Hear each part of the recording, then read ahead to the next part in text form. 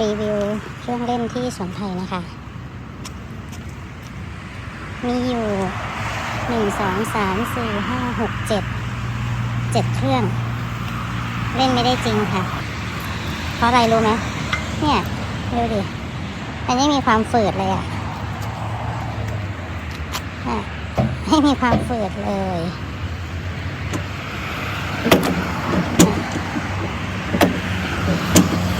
อันนี้อาจจะเป็นอันเดียวที่แบบพอฝืดสามารถใช้แรงได้เนี่ยเห็นดูลูกล้อนี่นะ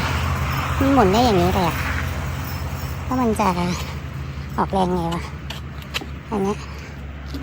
เนี่ยคือมันแบบง่ายมาก